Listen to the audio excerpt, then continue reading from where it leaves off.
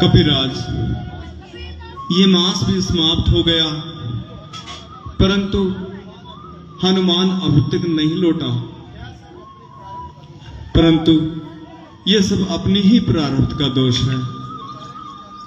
उसकी भला क्या खता, बल्कि ये सब मेरा ही दोष है जो उसे लंका में भेजा और उसके प्राणों को संकट में डाला। कपिराज, आपने मेरे लिए जो कष्ट सहन किए उनके लिए मैं आपका ऋणी हूं।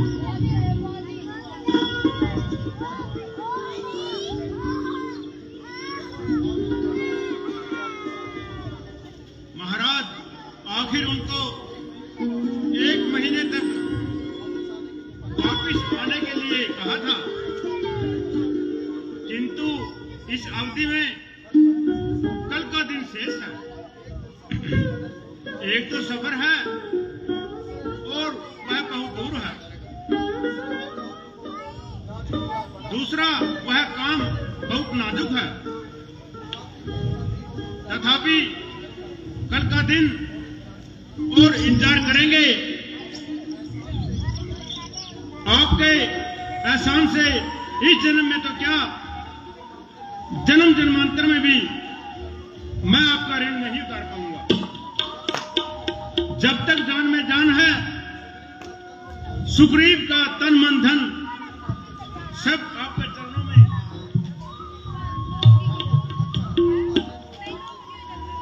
अच्छी बात है कपिराज, यदि आप कहते हैं तो कल का दिन और प्रतीक्षा कर लेते हैं, और यदि वो कल भी ना आए तो परसों को यहां से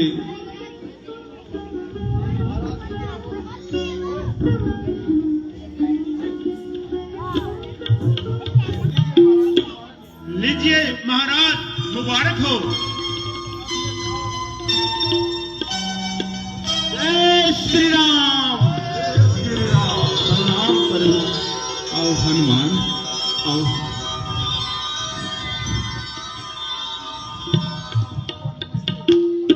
प्रणाम कपिराज।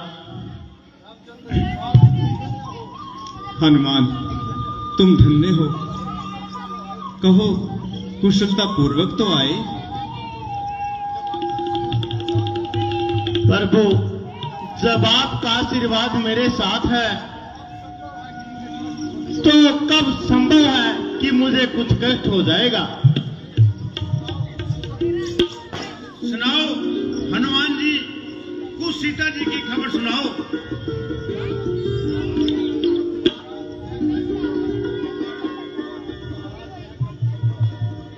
महाराज, यह कब संभव है कि हनुमान जी जाएं और असफलता लाएं। प्रभु, मैं किस लायक हूं? पराक्रम और सहायता तो आपने की है, मैं तो केवल सहायक हूं। खैर हनुमान, अब ये बताओ कि तुम्हारी सीता से क्या बात हुई और रावण से भी क्या मुलाकात हुई? भगवान, मैं विभिन्न स्थानों से खोज करता हुआ लंका में पहुंचा। वहां हर जगह पर देखा वाला और अंत में बड़ी कठिनाई से अशोक वाटिका में पहुंच गया, जहां पर सीता माता जी कैद है।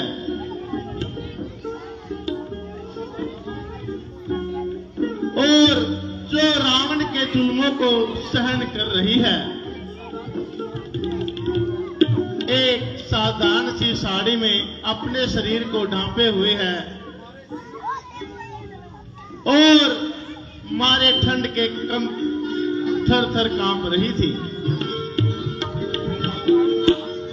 इतने में वहां पर रावण आया और सीता माता को बहुत धमकाया। कुछ देर तो सीता माता चुप रही, अंत में परेशान होकर उसने अपनी जुबान खोली और जो कुछ उसके मन में आया उसने वही रावण को बोला, जिससे सुनकर उस दुष्ट रावण ने तलवार निकाली। लेकिन एक स्त्री ने, जिसका नाम त्रिजटा था, बीच में पड़कर सीता माता की जान बचा ली। तब सीता माता परेशान होकर साड़ी से एक वृक्ष पर फंदा बनाकर मरने के लिए तैयार होने लगी। तब मैंने जाकर के उन्हें प्रणाम किया और उनको आत्मघात करने से बचाया।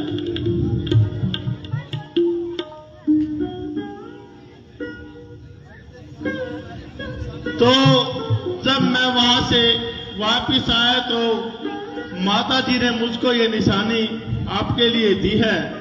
हाँ हनुमान, ये चूड़ामणि पहचानो। निसंदेह ये मेरी प्राण प्यारे की ही निशानी है।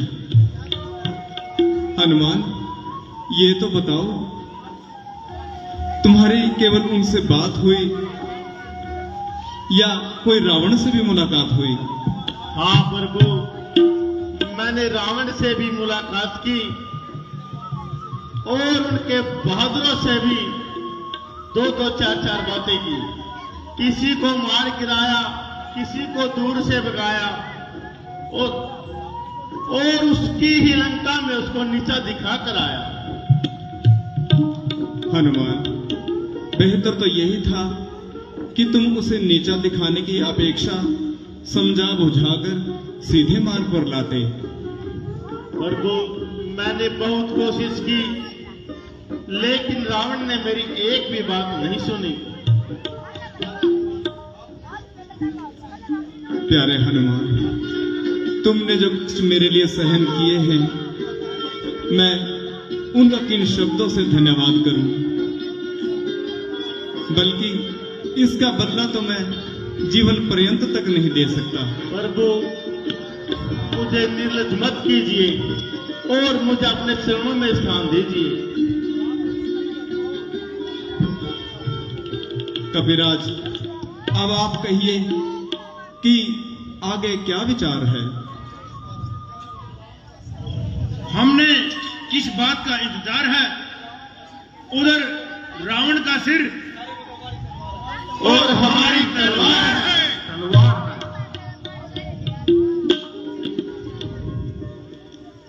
कपिराज, परंतु नल और नील से पूछ लेना चाहिए कि पुल की तैयारी कहां तक हो चुकी है, क्योंकि हमारा पुल की तैयारी पर ही निर्भर करेगा कि हम कब कूच करें। पुल के लिए न केवल सब सामान तैयार है, बल्कि उसका बहुत सा भाग बन के तैयार है।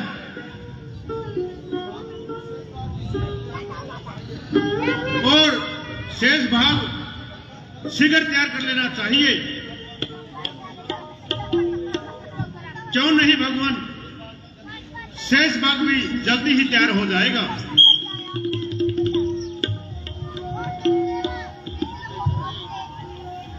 लंकापति महाराज रावण की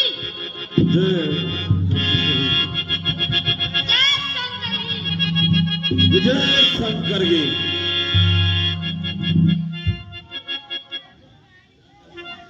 न जाने वह कौन सी मनुष्य घड़ी थी,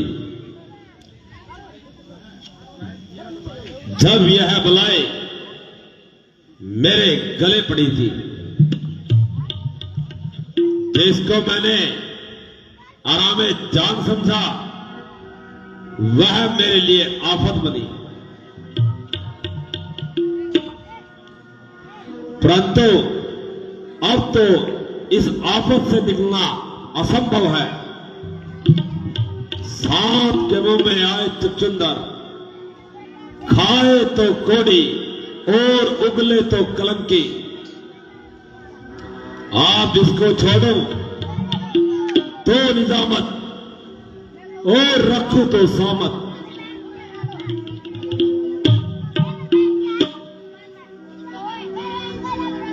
जब से इस मनुष्य को चुरा कर लाया हूं, न नींद भरकर सोया हूं, ना पेट भरकर खाया है।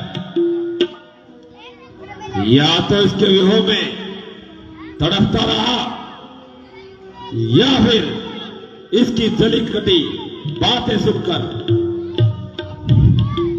अपने आप को विचलित करता रहा।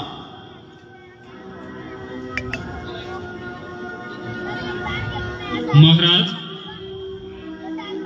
तो कहिए आज किस बात का मलाल है?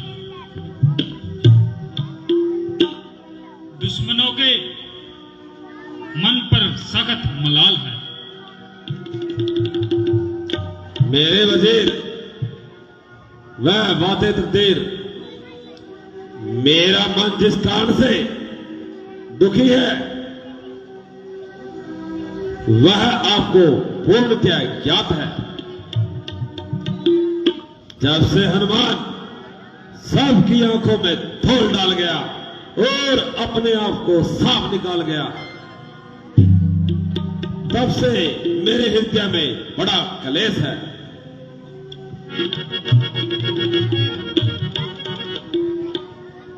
महाराज, आपने तो व्यर्थ ही इस प्रकार मलाल किया। यह तो हनुमान चोरों की तरह आकर लंका में घूम फिर गया, तो उसने कौन सा कर्तव्य दिखा दिया? उसकी वीरता तो उस समय थी कि सामने होकर मुकाबला करता।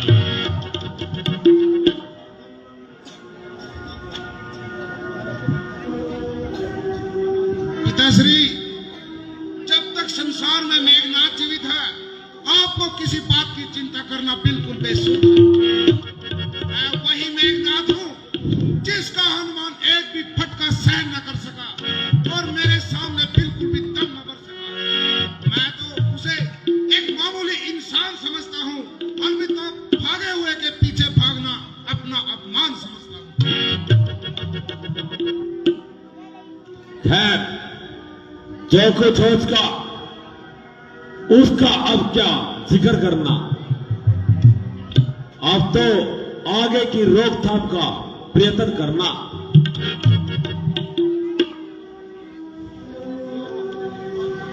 यहां तो मुझे किसी भी बात का कोई गम नहीं, क्योंकि मेरे सारे शूरवीर आज भी किसी भी पहलू से किसी से कम नहीं।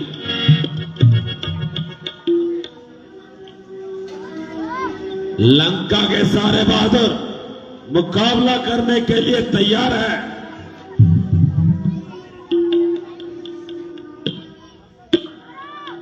भ्राता जी, आपके सभासद आपसे डरते हैं और इसलिए खुशामदाना बातें करते हैं। अग्नि तथा शत्रु को तुच्छ समझना कहां की इंसाफी है। इसलिए मेरी आपसे बार बार यही विनती है, जिस प्रकार हो सके इस बला को गले से टाले और आने वाली बर्बादी को बचा ले। इसका सबसे सुगम उपाय यह है कि सीता जी को श्री रामचंद्र जी के पास पहुंचाकर श्रीमत बोलो, मित्रता कर ली जाए। बस बस चाचा साहब, चुप हो जाइए, जरा चुप हो जाइए। यदि आपको रामचंद्र से इतना ही भय है तो जाकर कहीं छुप जाइए। कुल पर चाहे जितनी भी तबाही मचे, मगर ऐसी जगह छुपना जहां पर आपकी जान बच सके। आप जैसे निर्लज्ज और कायर ना हमारे कुल में पैदा होते और ना ही आज हम अपने भाग्य को रोते। बहन की नाक कट जाए और भाई को शर्म न आए। जाओ, जल्दी जाओ, कहीं मौत देख जाएगी तो फिर छुपने के लिए जगह न पाएगी। ना समझ और गुस्ताख लड़के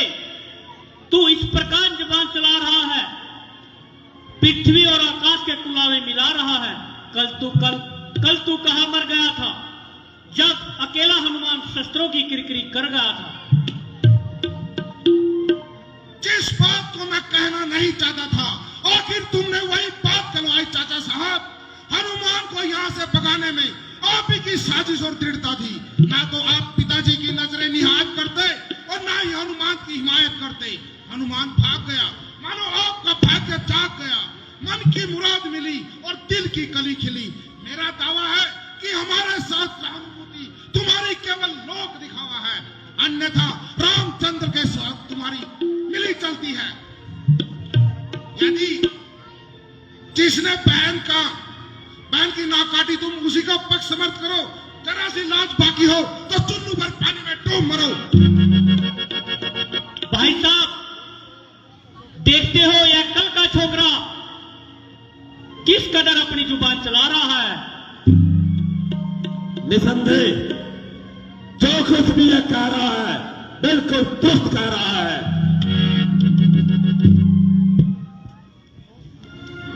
जो कि आप इसका अनुचित पक्ष लेकर और शत्रु का दम भरे। भाई साहब, आप ऐसा कैसे कर सकते हो? आप इसको हौसला दे रहे हो और सरे दरबार मुझे लज्जित कर रहे हो। अरे निर्लज, यदि मैं इसका पक्ष भी लेता हूं, ये तेरी तरह शत्रु का वफादार तो नहीं।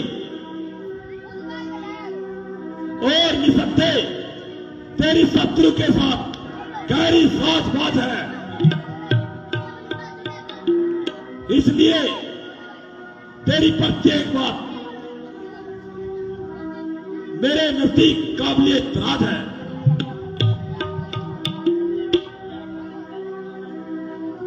हनुमान की वकालत करने के लिए तू एकदम आगे अड़ गया। जब मेघनाथ ने उसके विरुद्ध दो शब्द कहे तो झट बीच में पड़ गया। यदि मैं इसका दम भरता हूं तो तेरी तरह ये कौमी गद्दार तो नहीं, खुल्ला शत्रु का वफादार तो नहीं। भ्राता जी, यह आपकी भूल है। मेरे संबंध में ऐसा ख्याल करना बिल्कुल फिजूल है। न मैं कौमी गद्दार हूं और न रामचंद्र जी का वफादार हूं, बल्कि आपका सच्चे दिल से जान निसार हूं और आपके पसीने के बदले अपना रक्त बहाने के लिए तैयार हूं। किंतु इस आने वाली बर्बादी को देखकर जरूर अकस्वार हूं। जो आप सहेड़ रहे हैं और निष्प्रयोजन सोती हुई राड़ को छेड़ रहे हैं, एक स्त्री और वो भी पराई, और उसके लिए इतनी खुरेजल उड़ाई। परंतु उनके दिल में ये क्या समाई जो उन्होंने बेकार सूर्पनखा की नाक काट बनाई और बेहया तुझको शर्म तक भी न आई। निसंदेह यही एक बात है जिसने आपकी तबीयत इस प्रकार भड़काई है, किंतु खामखा यह उनके गले पर आई है और अपने खोए की सजा पाई है। शर्म शर्म शर्म।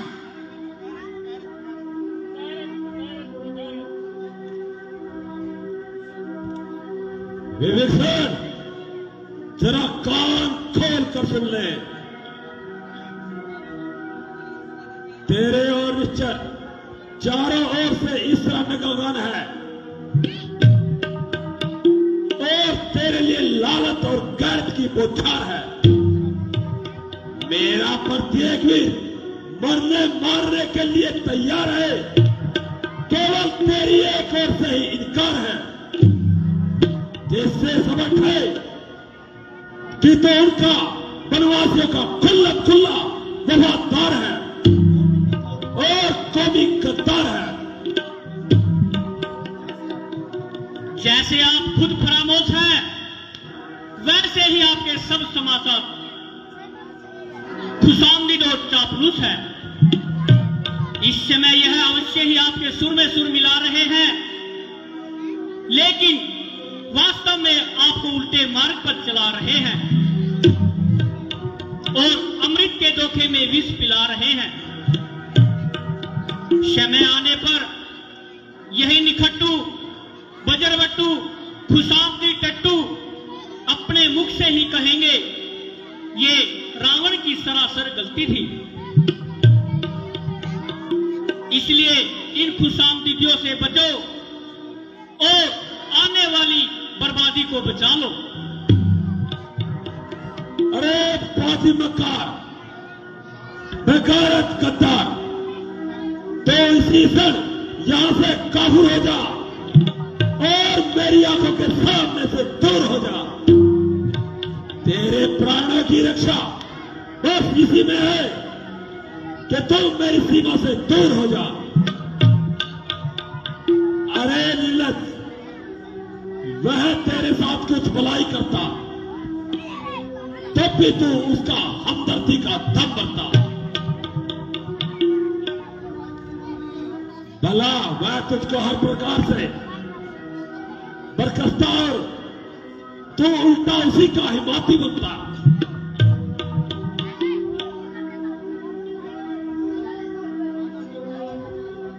माना कि तू आलो दर्जे का पादी और शैतान है, परंतु तेरे जैसे मर्दों को मारने में मेरा अपमान है। बेगारत, यहां से चला जा। तेरे बर्बाद होने के दिन आ गए जी, तेरे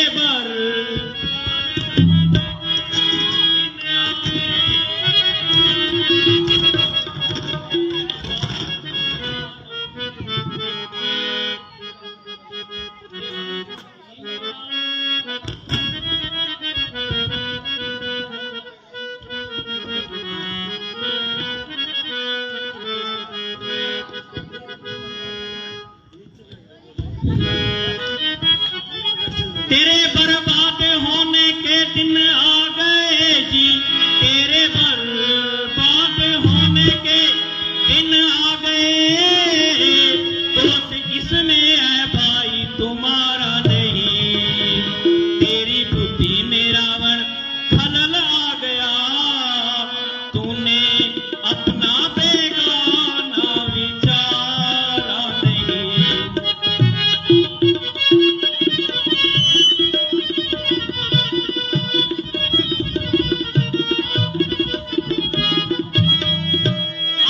अपनी जबां से कहो ना कहो जी, आप अपनी जबां से कहो ना कहो।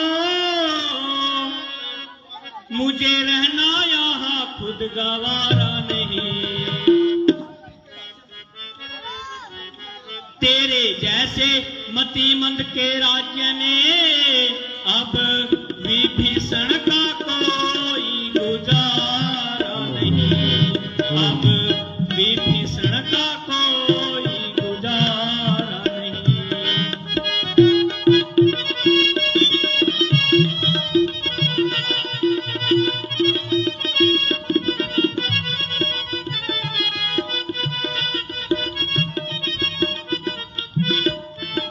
तख्ता लंका का उलटने को है जी, तख्ता लंका का उल्टा उलटने को है। क्या करूं मेरा चलता इजारा नहीं। मेरे चलते समय का नमस्कार लीजिए जी, मेरे चलते समय का नमस्कार लीजिए। तेरे दर्शन करूंगा दोबारा नहीं, तेरे दर्शन करूंगा दोबारा नहीं। सब मेरी शुभकामनाओं का यही बदला मिला था और सरे दरबार लज्जित होकर लंका से निकलना था। अच्छा भाई, मेरा अंतिम प्रणाम स्वीकार करे। आपके न किसी राज्य से संबंध है और न किसी कार्य से संबंध है। जाओ जाओ, मेरी आंखों के सामने से दूर हो जाओ। जिस राज्य की सारे संसार में दाग थी वह तुम्हारे हाथों भ्रष्ट हो जाए। अच्छा, मेरा अंतिम परिणाम स्वीकार करिए।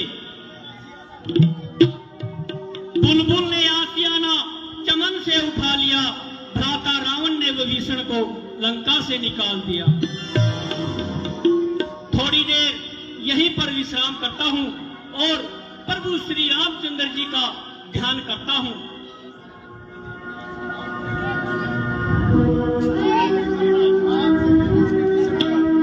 आज से मेरा और अच्छा होगा, प्रभु श्री रामचंद्र जी की शरण में जाता हूं, वही मुझको आश्रय देंगे।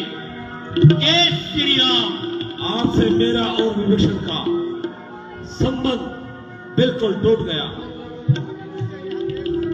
और उससे ये देश सदैव के लिए छूट गया।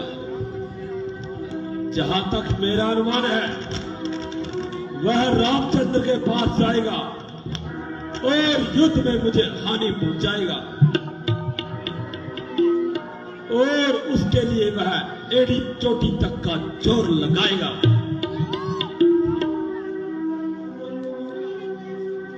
परंतु उनकी अनुपस्थिति में मेरे लिए इतनी हानिकारक न थी जितना कि उसका चला जाना और शत्रु से मिलना मेरे लिए हानिकारक है। खैर, जो हुआ सो हुआ। अब मैं कुंभकर्ण के पास जाऊं और उसको अपना हमदर्द बनाऊं। ऐसा ना हो जाए कि वह भी मुझसे नाराज हो जाए और मामला खामोखा पेचीदार हो जाए। प्रभाव बर्खास्त किया जाए।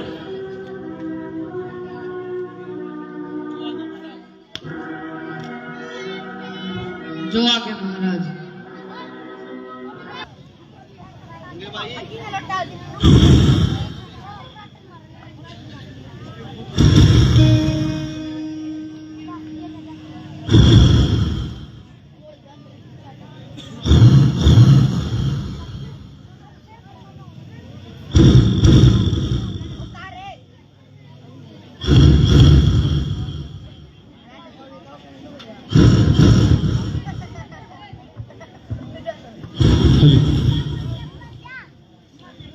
महाराज जी प्रणाम।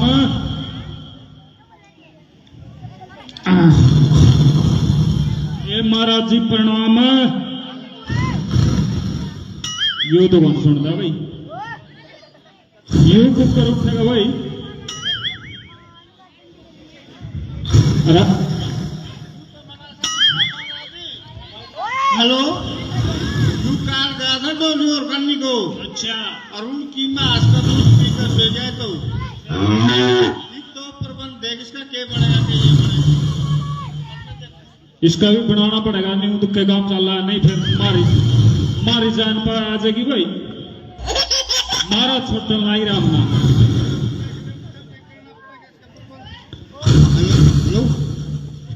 अरे मरवा आगा के उठ ले महाराज। दुकान की तो काफी डूबी खाली हो ना कुछ ना और है कुछ पीर आई दो, और है कुछ पीर आई दो। अब के खाएगा सो गया यूं नहीं उड़ता यूं। मैंने तो ऐसा लगा हाँ पीढ़ी वाली चाकी का चूल मैं गड़बड़ लागे कुछ में। हाँ यही गड़बड़ लागा हमने भी। हाँ? छोके खा खू का यूं छोके सो गया, यही गड़बड़ लागा। न्यून उठाया यूं उठेगा देख यूं देखिए ना इसका कुछ ना न्यून उठेगा देख यूं कुकर उठेगा।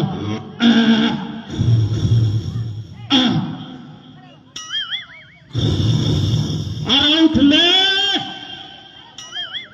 देख कभी तो ही छोड़ता इसका तो कौन कुछ होता है यू नो।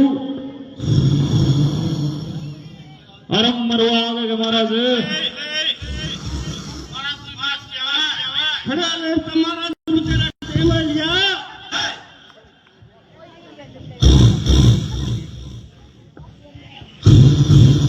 अरे उठ ले।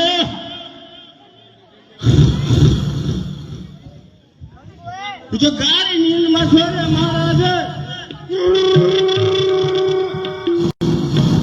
रमेश बिहारी उठ ले।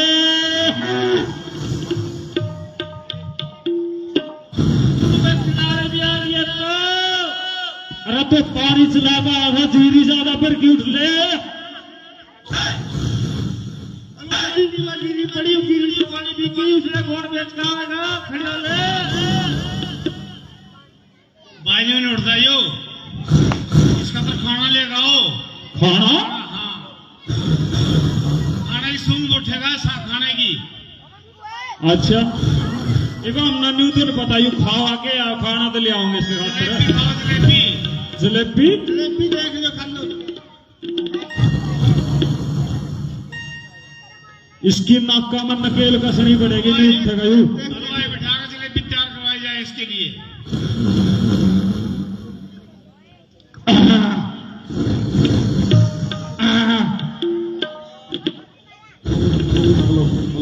हेलो मरवाएगा भाई। हेलो जो यूं नहीं उठा तो मारी जान गई।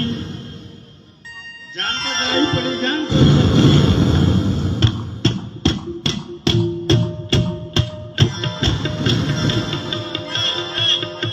उठ ले। खड़े होने तो चढ़ी आ लिए। हेलो ये तो हम नहीं मारेगा भाई।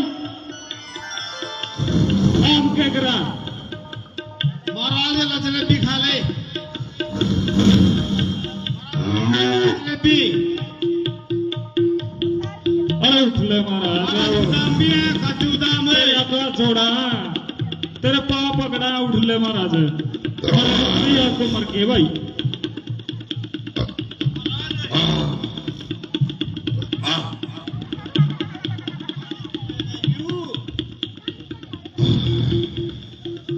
उठ ले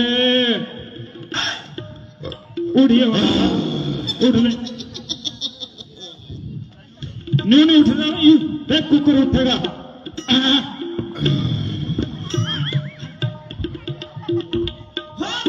ये तो नहीं उठा भाई।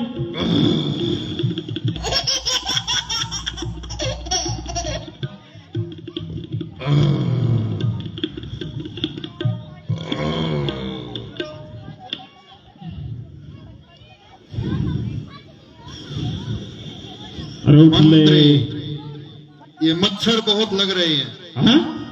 मच्छर इनका प्रबंध करो। मच्छर आसानी कह दो। खाने का भी प्रबंध करो। ये महाराज खाना तैयार है उठ लो।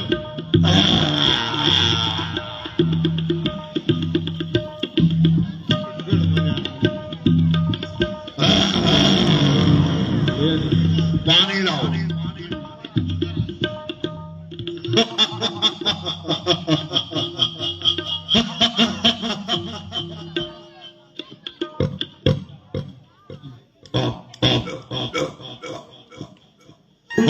और लाओ।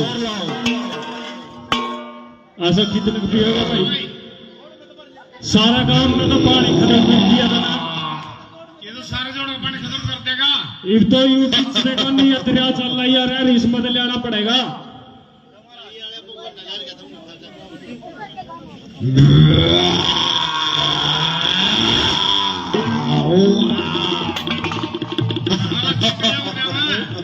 इनके अगर हमारा इसका कुछ समझा नहीं। आखिर मोल सारा पकड़ना पड़ेगा ना तो। अच्छा डोली और कने बिगड़े था डोली और कैसे मरेगा। अच्छा उनके लड़के का पानी लिया हुआ टूटी टंकी आई टंकी टूटी का होगा भाई बन गया। फिर कभी कुआड़ पे क्यों कुआड़ चलो चलो मेरे ज्ञान ना खाओ और मुझे क्यों निंदा से जगाया है। महाराज आपको महाराजा रावण ने याद किया है। क्यों क्या कारण हुआ। पता नहीं वहीं जाकर हेलो। पता चलेगा। महाराज विभीषण को न केवल भरी सभा से निकाल दिया बल्कि अब अपनी सीमा से बाहर निकलने के लिए विवश किया। क्या विभीषण ने ऐसा कौन सा महा अपराध किया? कुछ अपराध भी ना था, केवल उन्होंने अपनी स्वतंत्र सम्मति का विचार किया था। ऐसी कौन सी बात थी? महाराज, यह तो आपको ज्ञात होगा कि रामचंद्र असंख्य सेना लिए लंका पर चढ़ाई कर रहा है। उसकी रोकथाम के लिए, उपाय के लिए दरबार के लिए बुलाया है।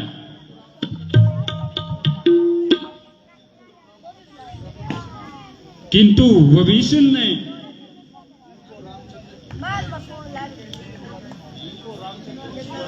उनको रामचंद्र जी की भार्या सीता जी को वापस लौटाने के लिए कहा, किंतु महाराज ने क्रोधित होकर उन्होंने बड़े दरबार में अपमानित किया और देश निकाला दे दिया।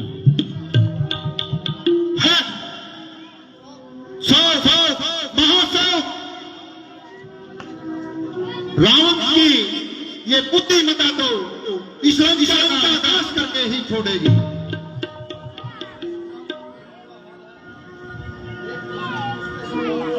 एक तो स्वयं ही उसके स्वभाव का बहुत बुरा हाल है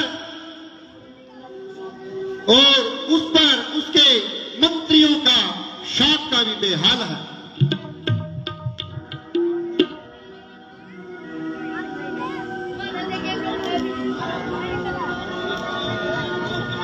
महाराज, लंकापति रावण पधार रहे हैं। विजय शंकर की, जय शंकर की, विजय शंकर की। आइए आइए भ्राता जी, आप भूलकर कुंभकर्ण की कैसे याद आई? भाई, मैं आपको कुछ कष्ट देने के लिए आया हूं और एक समस्या में आपसे परामर्श लेने के लिए आया हूं, क्योंकि आप तो जानते हो मैं किसी से नहीं डरता, परंतु आपको यह मालूम है मैं आपकी सहमति के बिना कोई कार्य नहीं करता। बिल्कुल झूठ, सफेद झूठ और खामखा का इल्जाम। भला आपके कार्यों में कुंभकर्ण की सलाह कब से होने लगी? निश्चय है, आज तक मैंने जो कुछ भी किया वह सब अपनी इच्छा से किया और इसमें किसी की भी परामर्श नहीं ली,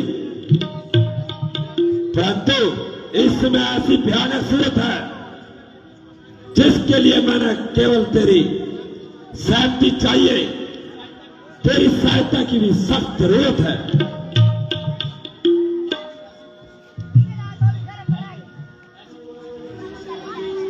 भैया रावण, ऐसी आखिर कौन सी कठिनाई आन पड़ी कि जिससे आज तुमको कुंभकर्ण की जरूरत आन पड़ी?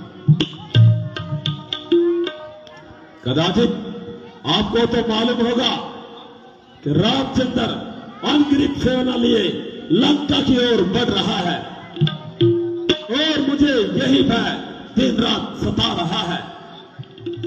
यहां तक कि विभीषण भी यहां से चला गया और राम से जाकर मिल गया। जब हमारे घर का ये हाल है तो इस दिशा में रामचंद्र से विजय प्राप्त करना बहुत मुहाल है।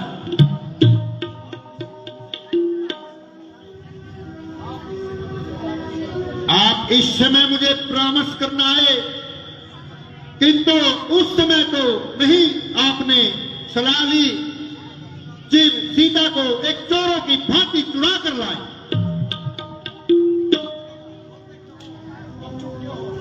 रोते क्यों हो और अब चुप क्यों खड़े हो?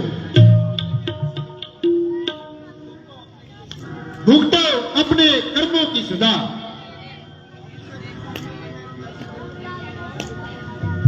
अभी से दिल तोड़ने लगे और ऐसे जल्दी ही दिल छोड़ने लगे।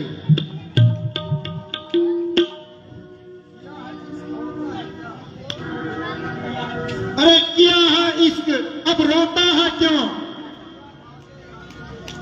और भैया देखना आगे आगे होता है क्या?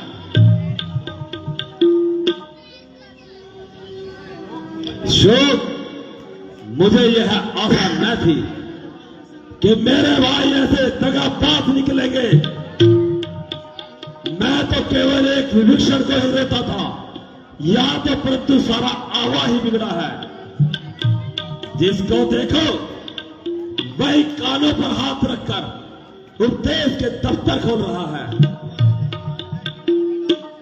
तुम्हारा यह ख्याल है कि रावण लड़ाई से डरता है और इसलिए तेरी बार बार खुशामद करता है, तो यह केवल तुम्हारी भूल है। रावण ने डर का नाम सुना है। अपने जीवन में लाना उसके लिए मैं मृत्यु के समान समझता हूं। बहुत अच्छा, क्षमा कीजिए और मुझे आज्ञा दीजिए।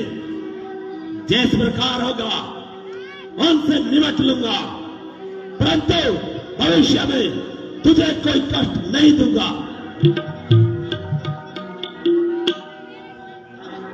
ठहरो भाई साहब, असंतुष्ट हो करना चाहिए और गुस्से को जब्त फरमाइए।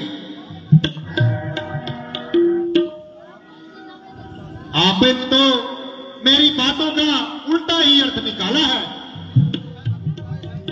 मेरा तो यह अभिप्राय है, यह कार्य तो आपकी शान के लायक ही नहीं था। खैर, बुरा हो या भला, अब भी जाने भला, अंत में एक दिन मरना है, तो लड़ाई से क्या डरना है? कुंभकर्ण तन मन से आपके साथ है, परंतु जय और पराजय तो उस परमेश्वर के हाथ है। ए मेरे प्यारे भाई, मैं आपका बहुत ऋणी हूं जो इस समय में तूने मेरी धीर बंधाई। अब मैं जाता हूं और किसी गुप्तचर को उनकी सेना आदि का पता लगाता हूं।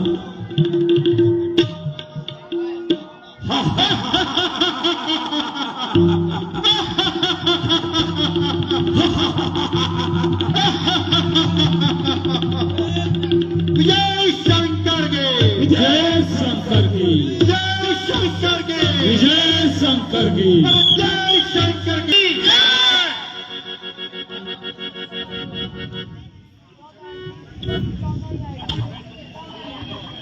महाराज, एक आश्चर्य की बात सुनिए। रावण का भाई विभीषण आपसे शर्त मांगता है। क्या कहा? रावण का भाई विभीषण? हाँ भगवान। परंतु कबीराज, उनसे ऐसा कौन सा पाप हुआ जिसके कारण उन्हें लंका छोड़ने पर विवश होना पड़ा? सुना है कि विभीषण रावण के इस कार्य को अनुचित बताता था और उनको लड़ाई से बात करना चाहता था, किंतु रावण और मेघनाथ ने उनकी एक नहीं सुनी और बड़े दरबार में अपमानित कर उनको देश निकाला कर दिया। कपिराज, तो फिर आपका इस विषय में क्या विचार है?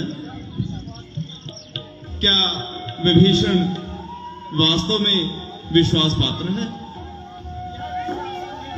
यह विषय ऐसा नहीं है जिसका विषय इसकी सहमति के लिए किया जाए, परंतु बेहतर होगा सभी से परामर्श लिया जाए।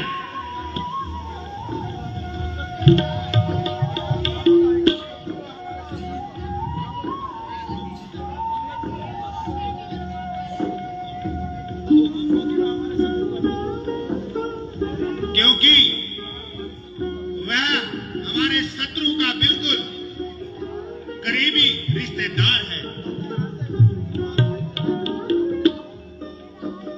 ऐसे में ऐसे व्यक्ति की बात सोच समझकर माननी चाहिए।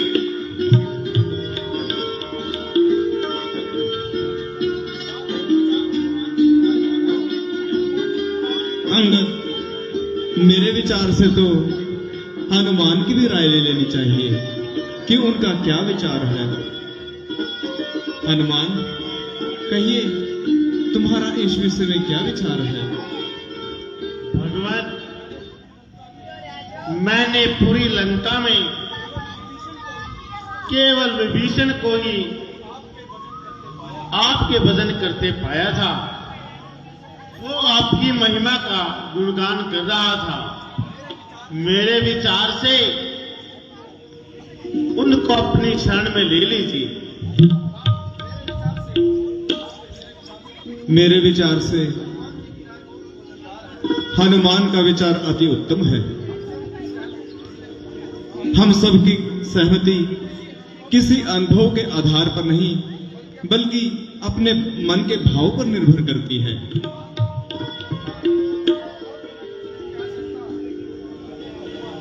और तो मैं कुछ नहीं कह सकता, लेकिन इतना कहे बिना नहीं रह सकता। यदि विभीषण मेरे प्राण ना बचाता तो मैं कदाचित वापिस नहीं आने पाता।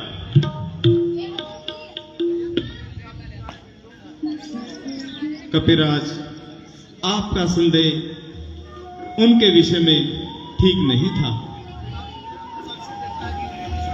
मेरा मन कहता है कि विभीषण बिल्कुल साफ नियति से हमारे पास आया है।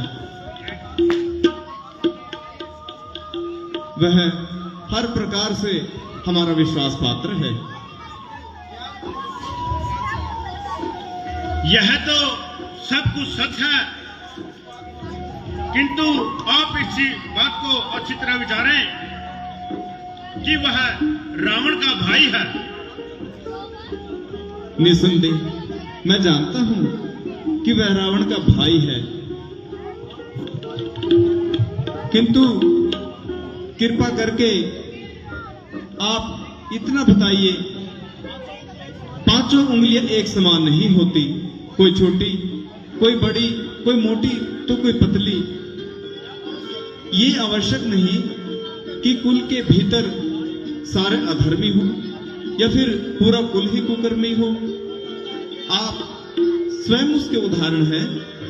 आपका भाई बाली देखिए अन्यायी और अत्याचारी, परंतु आप उनके बिल्कुल विपरीत।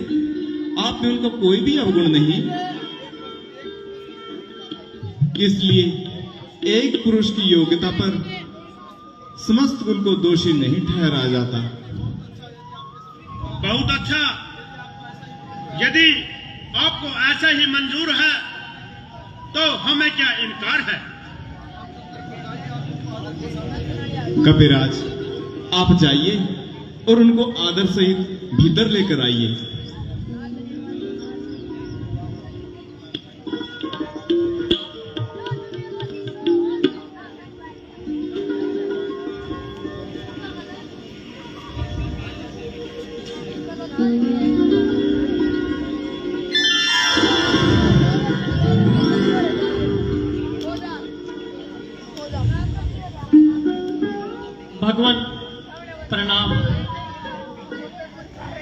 आओ प्यारे मित्र, हम आपकी प्रशंसा हनुमान के मुख से सुन चुके हैं।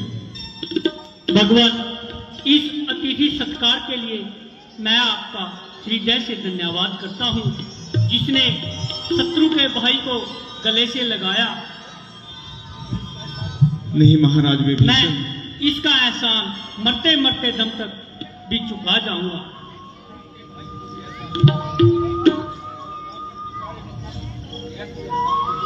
प्यारे मित्र, ये कोई एहसान नहीं बल्कि ये तो एक नैतिक कर्तव्य है जो हर मनुष्य को निभाना चाहिए।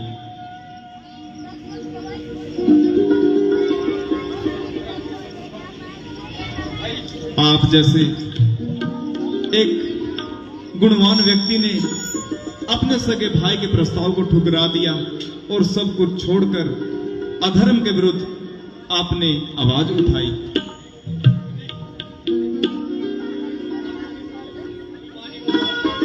प्रभु, मैंने उस अभिमानी को बार बार समझाया, लेकिन मेरी बातों को उसने हंसी में उड़ाया, मुझको कौमी और गद्दार बतलाया।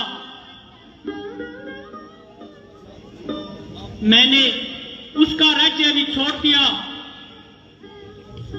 मेरी ओर से रावण और मैं रावण की ओर से मर्द। अब तो यह शरीर आपके ही चरणों में अर्पित कर दिया है। प्यारे मित्र, यदि आप सब कुछ छोड़कर हमारी शरण में आए हैं तो हम आज से ही आपको लंका का राजा घोषित करते हैं। यहां पर आपका हर प्रकार से सत्कार किया जाएगा और मैं प्रतिज्ञा करता हूं कि युद्ध विजय होने पर आपको लंका का राज्य दे दिया जाएगा। कपिराज, आप इनके विश्राम और रहने का प्रबंध कीजिए।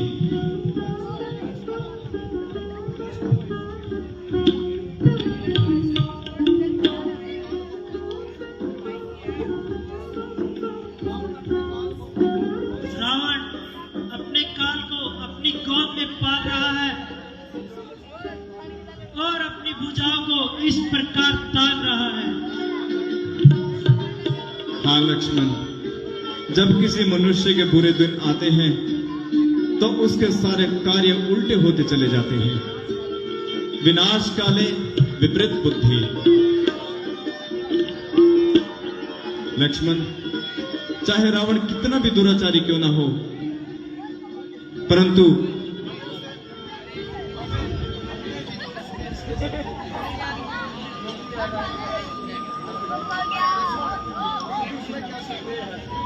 इसमें कोई संदेह नहीं है भैया।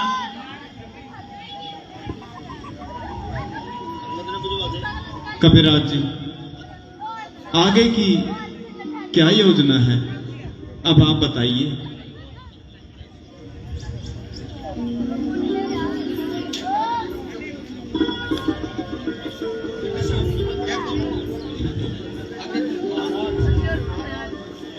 प्रभु, यह दोनों गुप्तचर हैं जो रावण ने भेजे हुए हैं। ये दोनों हमारा वेद लेने के लिए यहां पर आए हुए हैं। तुम्हारा क्या नाम है और यहां आने का तुम दोनों का क्या परिणाम है? सच बताओ, वरना तुम्हें दंड दिया जाएगा।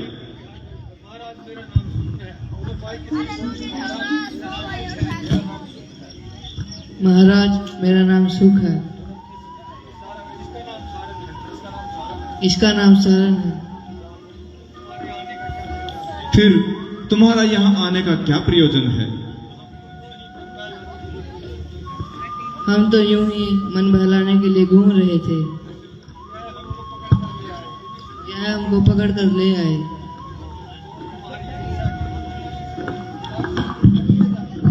तो अब तुम्हारी क्या इच्छा है? नहीं हजूर, हमें माफ कर दीजिए।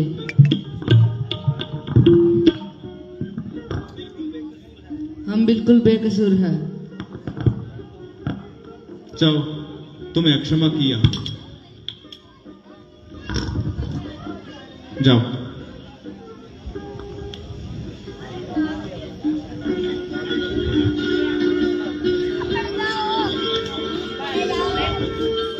कपिराज, देखा आपने लंका के वीरों की करतूत? हाँ महाराज, जैसे रावण चक्का ऐसे ही बुज़दिल उसके दूत।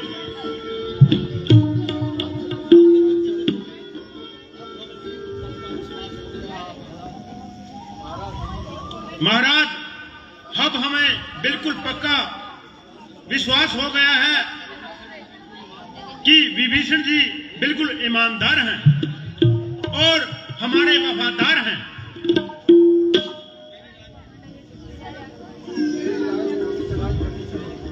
कपिराज, मेरे विचार से तो अब हमें लंका की ओर चढ़ाई कर देनी चाहिए और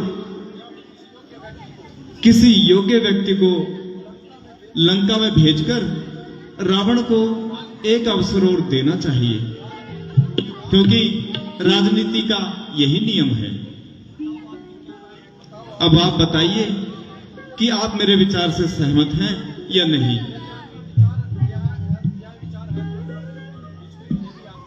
यदि आपका यह विचार है तो हमें क्या इनकार है। जिसको आप आज्ञा देंगे वही सेवा के लिए तैयार है।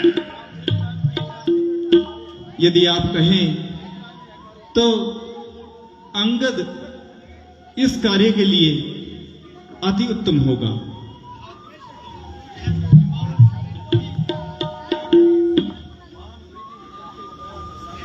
यह मेरी मान और वृद्धि करके दया दर्शाई है जो आपने यह सेवा मेरे जिम्मे लगाई है। अच्छा युवराज अंगद, आप सुबह ही प्रातःकाल में यहां से विदा हो जाना और बड़ी चतुराई से रावण को इस भयानक युद्ध की हानियां बताना, और यदि फिर भी ना माने तो फिर विवश होकर हमें कोई ना कोई ठोस कदम उठाना पड़ेगा और फिर हमें अपने कर्तव्य का पालन करना ही पड़ेगा। आपकी आज्ञा स्वीकार। अपनी ओर से हर प्रकार से यत्न करूंगा। मानना और न मानना उसके अधिकार में है। जय श्री राम। जय श्री राम। अंगद, तुम सुबह ही लंका के लिए प्रवेश करो। जय श्री राम। जय श्री राम। जय श्री राम। जय श्री राम। महाराज लंकापति रावण की जय। विजय शंकर की। मेरे शेरवीर सरदारों, तख्त लंका के कदीमी जानिसारों, आज भाग्य से वह दिन आ चुका है जिसकी वीर लोग बड़ी उत्कंठा से प्रतीक्षा किया करते हैं। हाँ, आज शत्रु को बतला दो कि योद्धा किस प्रकार युद्ध में अपने प्राणों का बलिदान दिया करते हैं। आज तुम सब प्रकट कर दोगे कि तुम लंका के वफादार हो और युद्ध भूमि में शत्रु का सिर हो अथवा तुम्हारी तलवार हो। तलवार हो, तलवार हो, तलवार हो। शाबाश, शाबाश, शाबाश। मेरे सौभाग्य का क्या ठिकाना, जिसका एक एक बहादुर वीर यकताए जमाना है। अगर एक तीर अंदाजी में ताक है, दूसरा कुश्ती और सांसवारी में लाजवाब है। भला उन वनवासियों से हमसे मुकाबला करने की क्या ताक है? उकाब है, उकाब है। बेशक बेशक बेशक तुम उकाब हो और युद्ध विद्या में लाजवाब हो। हेलो, जब भोलेनाथ की कृपा हमारे साथ शामिल है तो मुझे यकीन है तुम्हारी फतह जरूर होगी।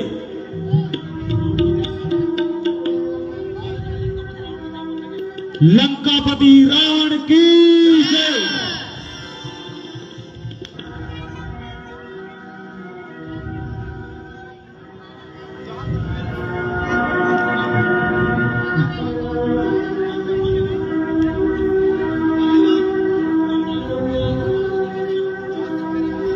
जहां तक महाराज मेरा अनुमान है,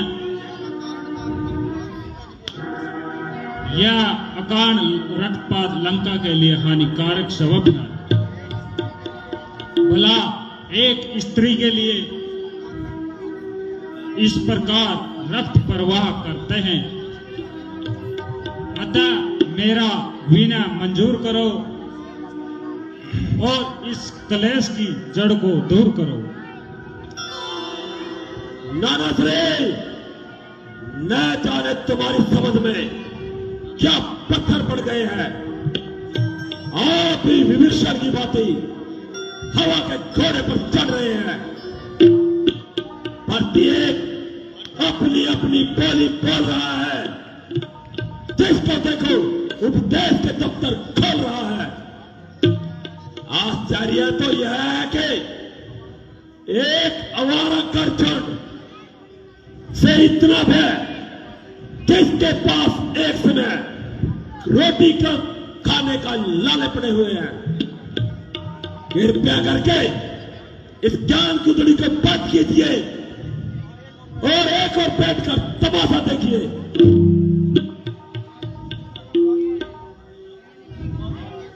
महाराज, किष्किंधा का एक दूत आया है जो अपना नाम अंगद बतलाता है। वो दरबार में हाजिर होना चाहता है। हाँ, तो जाओ और उसको आदर सहित यहां पर लेकर आओ।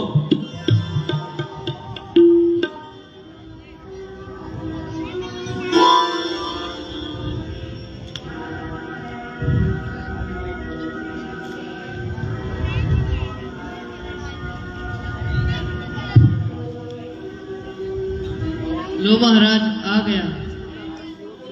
किस गंधाराज की ओर से? क्या तुम ही आए हो? कहो, क्या संदेश लाए हो? यदि कुछ हर्ज ना हो तो अपना नाम और निवास स्थान का भी पता दीजिए।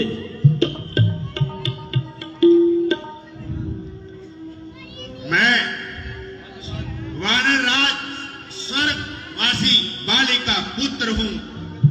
अंगद मेरा नाम है। रामचंद्र जी महाराज की ओर से आपके लिए एक आवश्यक पैगाम है।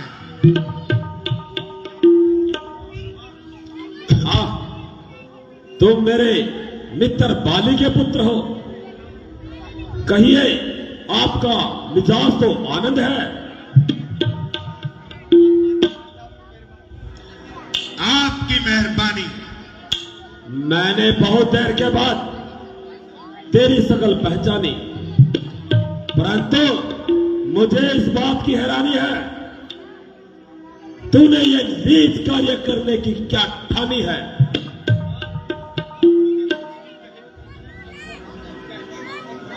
आप मुझे कुछ भी कहे, मैं आपके नीच और पतित कहने का कब बुरा मानता हूं। बल्कि आपकी इन बातों को सहन करता हुआ भी आपको समझाना अपना कर्तव्य मानता हूं। आपके और पिताजी के ना गहरे संबंध थे, बल्कि एक दूसरे के मेहमान भी रह चुके हैं। जहां तक मैंने सुना है,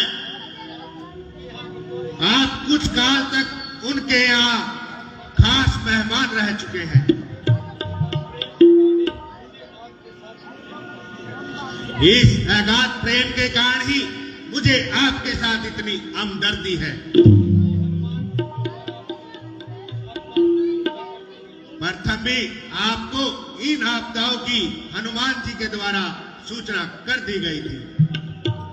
मेरे पास इतना अवकाश नहीं कि तेरी बयानबाजी की लेक्चरबाजी सुनो। कुछ अपना भी अभिप्राय दोगे या व्यर्थ की बातों में खींचातान करोगे?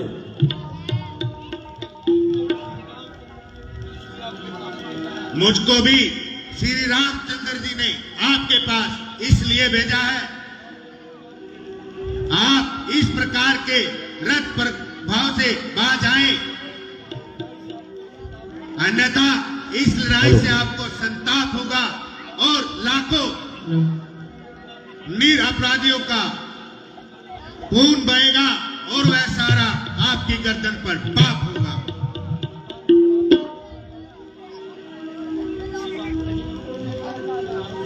साधारण सी बात के लिए इतना खून बहाना अच्छी बात नहीं होती।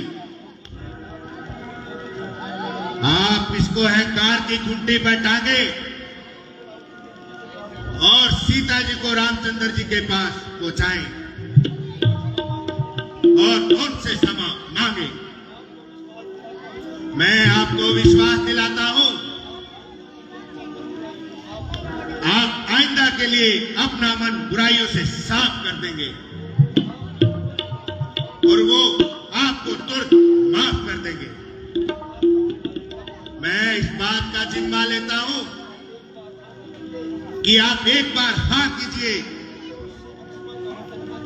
उनकी ओर से अक्षमा का वचन मैं देता हूं। बस बस, अरे पत लगाम, जरा अपनी जुबान को थाम। क्यों इतनी बकबक लगाई है? क्या तुझको तेरी मौत यहां खींच कर लाई है? अरे निर्लज, तेरे जैसे नलायकों का भी जिंदों में शुमार है, जो कि अपने बाप के घातक का बदला लेना तो दूर, अफसोस उनका खुल्ला वफादार है। बेशरम जिस कुल में पैदा तेरे जैसा लाल हो, अफसोस बाप के घातक का ही वो दलाल हो, जिसमें अपनी सर्व गैरत का बिल्कुल ना ख्याल हो। ऐसा कुल फिर क्यों ना दुनिया से पाए माल हो। स्त्री के वास्ते जिसने भाई की जान ली, बेहया तूने भी उसी की सेवी की ठान ली।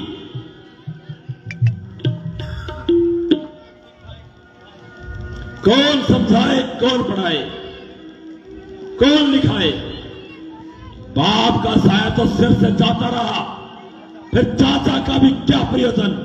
और चाचा भी कौन? सुकरीन, और वह तुझे अपनी मस्त में चाकरी कराता रहा।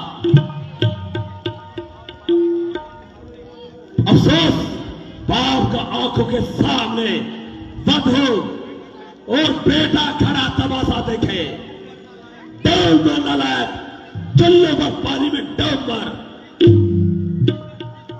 बेशरम जिस कुल में तेरे जैसा लाल हो, तो उसका दुनिया से पायमाल होना निश्चय ही होता है।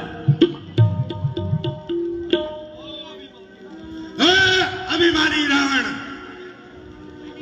वास्तव में यह तेरा कसूर नहीं है, बल्कि ईश्वर को यह कुल अब संसार में मंजूर नहीं है। उन्हीं के काल चक्कर ने तेरी बुद्धि पर पर्दा डाल दिया है और सोच विचार का हंस तेरे भीतर से निकाल दिया है। शौक है मेरा या नहीं, अरे शौक है मेरा या नहीं, बेफायदा हुआ वक्त है, अभी भी समझ जा क्यों मौत का सौदा हुआ। तेरी बातों से ही, अरे तेरी बातों से ही तेरा ख्याल बेकायदा हुआ। क्या विभीषण तेरे कुल में नहीं पैदा हुआ? आप अपनी सोचिए, आप अपनी सोचिए, क्या फिक्र मेरे बाप की होने वाली है वही हालत है हजरत आपकी। अरे नहीं सकती थी तुझमें, नहीं सकती थी तुझमें तो मेरे पास चला आता, मैं तेरे पाप का बदला उसी सर में लेकर दिखलाता। ये पीछे से फिक्र करना, ये पीछे से फिक्र करना मुझे बदला दिलाने की, पहले कोई तकरीब निकाल ले जान अपनी बचाने की। अकल की बात कर, अकल की बात कर बेहोश, यह तेरी हिमाकत है मेरे से युद्ध करने की, उन प्रवासियों की क्या ताकत है। ना कर इतना तकबर, अरे ना कर इतना तकबर, यह रोड एक पानी है, तेरे से अलावा गुजरे ना बाकी निशानी है।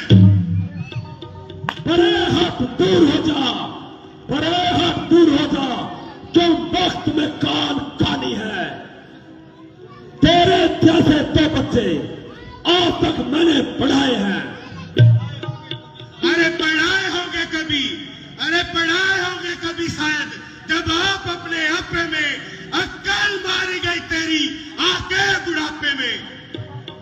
जबा को रोक, जबा को रोको जाहिल, ये क्या बक लगाई है, किसी बेअकल ने तुझको क्या अकल भी सिखलाई है।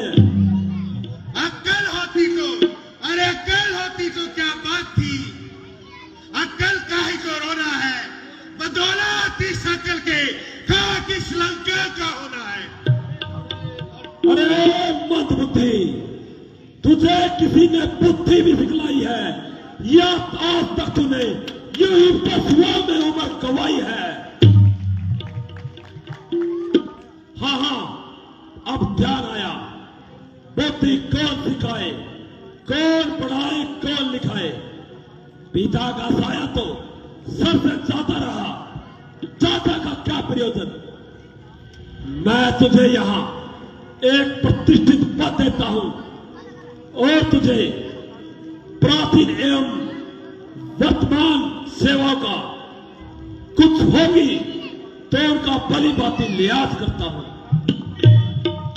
फिलहाल तुझे अपने राज्य में विशेष प्रांत का सूबेदार बनाता हूं और थोड़े दिनों में सुग्रीव और राम तेरे बाप का बदला लेकर तुझे किष्किंधा का राजकुमार बनाता हूं।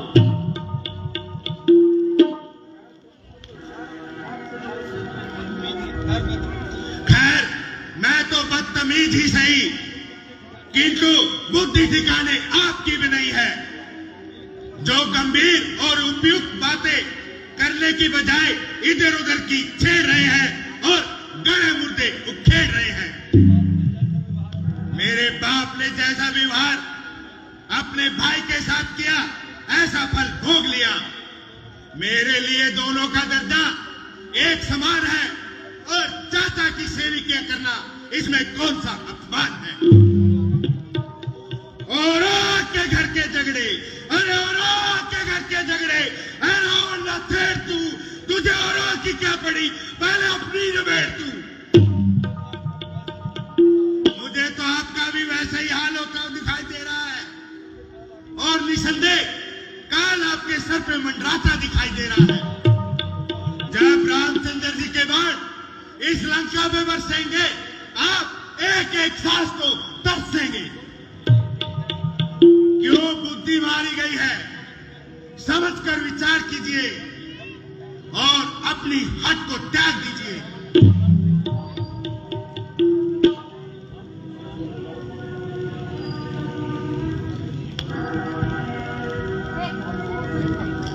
अफसोस, सत अफसोस, खुद परामर्श मैंने इस प्रकार से खपाया।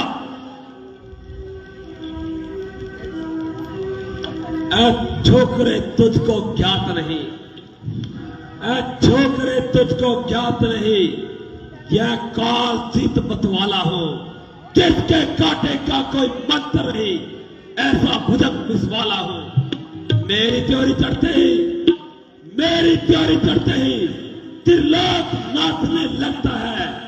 यज्ञ हुए सुरेश्वर मंडल सब मेरे घर पानी भरता है। अफसोस, सच अफसोस है खुदा फरमोश कि इस प्रकार सर खपाया, किंतु मेरी समझ में कुछ नहीं आया। जो काल निकट आ रहा है, तेरी आंखों में अंधेरा छा रहा है।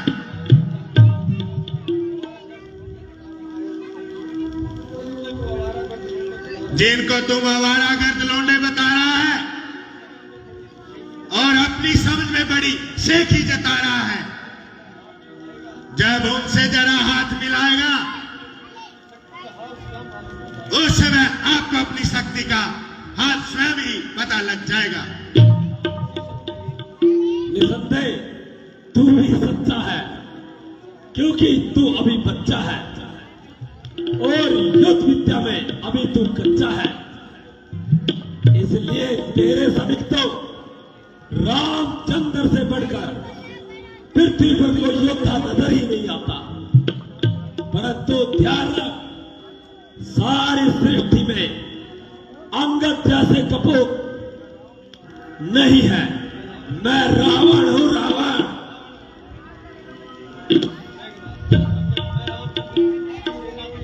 मैं रामचंद्र जी की सेना में सबसे निर्बल और उम्र में सबसे छोटा इंसान हूं। तेरे विचार के अनुसार बिल्कुल नादान हूं। किंतु वह भ्रम दूर करने के लिए मैं अपनी शक्ति का साधारण सा चमत्कार दिखाता हूं और अपना पांव पृथ्वी पर जमाता हूं। तेरे शूरवीरों में से जो सबसे बलिवान हो और जिस पर तेरा पूरा इत्मीनान हो, वो आए और मेरा पांव पृथ्वी से उठाए। हमारी और तुम्हारी जय प्रजा का इसी में दारोमदार है।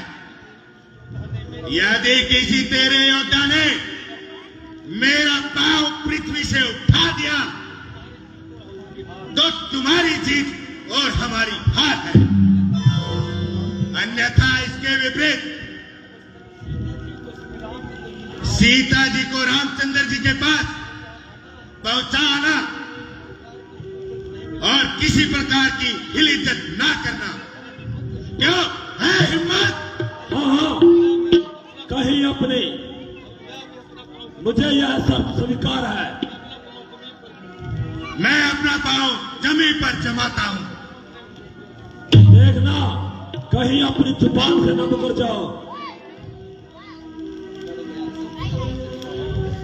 मेघनाथ, जाओ और अपनी अद्वितीय शक्तियों को प्रयोग दिखाओ। तेरी बस हुक्म की है, यह देर पल की नहीं, यह काम है इशारे का, इसमें जरूरत बल की नहीं। राम सेना से आया ये वानर, अरे राम सेना से आया ये वानर अपना रंग दिखाने आया है। यह राम विरक्ते बेचारे का दुखड़ा सुनाने आया है। जिससे डरती सारी दुनिया ये उसे डराने आया है। अरे देखो ये मूर्ख वानर लंका में शर्त लगाने आया है। चलूंगा जिस जमी पर, और चलूंगा जिस जमी पर वहां भूचाल आएगा। धरती तो एक तरफ, आसमान भी कांप जाएगा। मध्यम काल हुए मेरा क्या प्यार लाएगा, भस्म हो जाएगा वो जो नजरें मुझसे मिलाएगा। इसे तो मैं एक ही धक्के में कई चक्कर खिला दूंगा। पाँव तो पूरी जमीन को भी हिला दूंगा।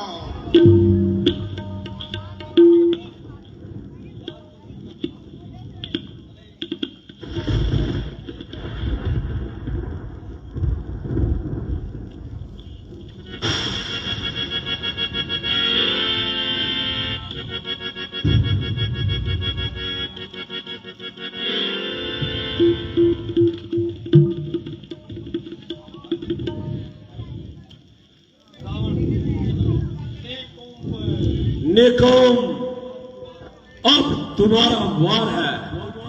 जी महाराज।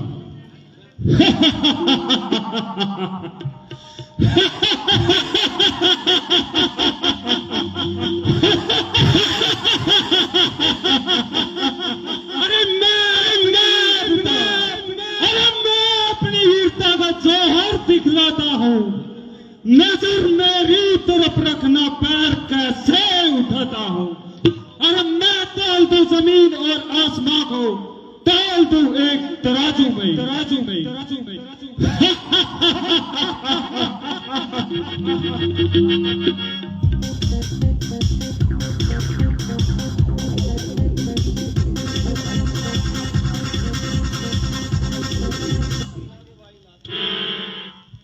हैं?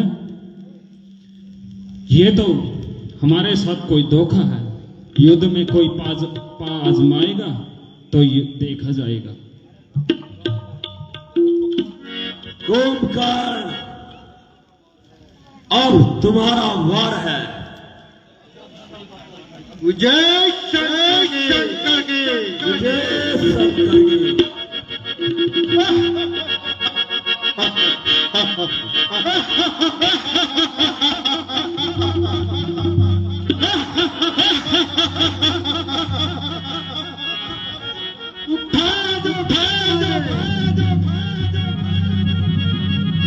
कदम इसका उठाने को न मिलेगी कहीं जगह तुमको, दुनिया में मुंह दिखाने को। मेरी जुम्मी से जुम्मिस आएगी, मेरी जुम्मी से जुम्मिस आएगी, दुनिया में कुल जमाने को। समझ जा बालक, आता हूं तेरा बल आजमाने को। ताकत है इस कलाई में, अरे ताकत है इस कलाई में, दुनिया को हिलाने की। ये पाँव तो क्या चीज है, तैल का मुल्तान कुल जमाने में।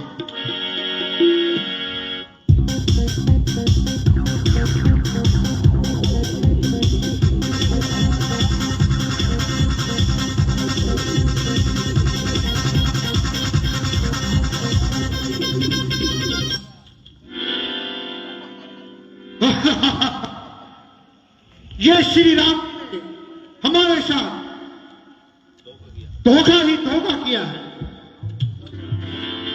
आश्चर्य, इस लड़के से क्या सिर खपाएंगे, और जब युद्ध में आएगा तो देखा जाए।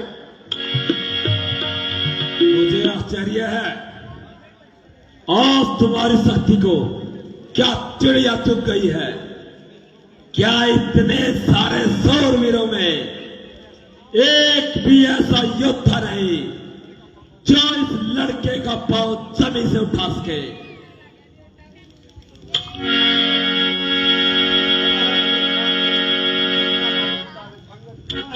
खड़ा है अंगद सामने, अरे खड़ा है अंगद सामने, अपना भरम मिटा ले तू। कोई रह गया है बाकी तो उसको भी बुला ले तू। अभी है वक्त, लंका को तबाही से बचा ले तू।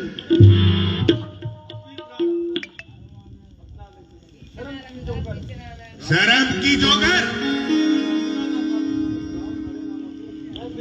अरे नामाकुल, क्यों कैंची की भांति जुबान चला रहा है। इस तुच्छ बात के लिए मैं यहां से निकला जा रहा है। अभी मैं तेरा अभिमान तोड़ूंगा। बात तो क्या तेरा तभी पृथ्वी से मिटा दूंगा।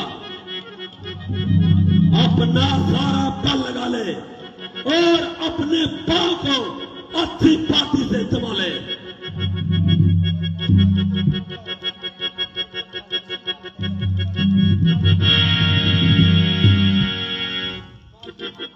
बस माफ करिए, इस प्रकार मामला साफ नहीं हो सकता। मेरे पांव पड़ने से तेरा कसूर माफ नहीं हो सकता।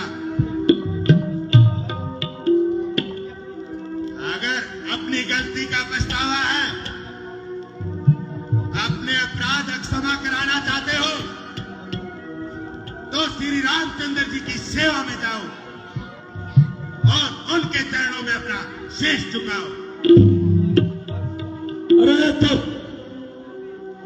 तेरी भलाई इसी में है, तू यहां से चला जा और मुझको अपनी मनुष्य शकल न दिखा। तेरी बेहुदा इस बकवास का उत्तर जीवा से नहीं बल्कि तलवार से दिया जाएगा। मैं देखूंगा कि युद्ध में तो कितनी देर पांव जमाएगा। यह तेरी सरासर हिमाकत है। जिन भाइयों के भरोसे तू कूद रहा है, इनमें केवल बातें बनानी आती है। यदि है तुझको अपनी तलवार पर अभिमान, तो हमारी ओर से भी युद्ध का है ऐलान। जय श्री राम, जय श्री राम, जय श्री राम, जय श्री राम, जय श्री राम। वास्तव में रामचंद्र तो हमसे डरता है, इसीलिए बार बार दूध भेजकर संधि के लिए प्रार्थना करता है। परंतु यह कौन सी मौत की राख है जो जल्दी से मुड़ जाए।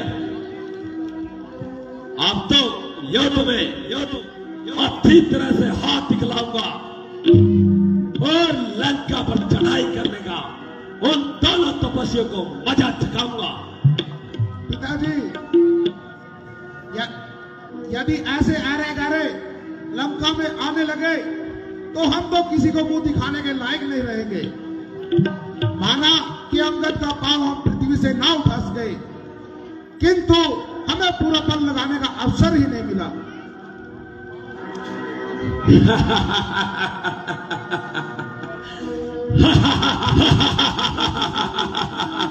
मेघनाथ, मेघनाथ, मेघनाथ, पांव जमाना तो एक कर्तव्य है जो साधारण में भी जमा सकता है,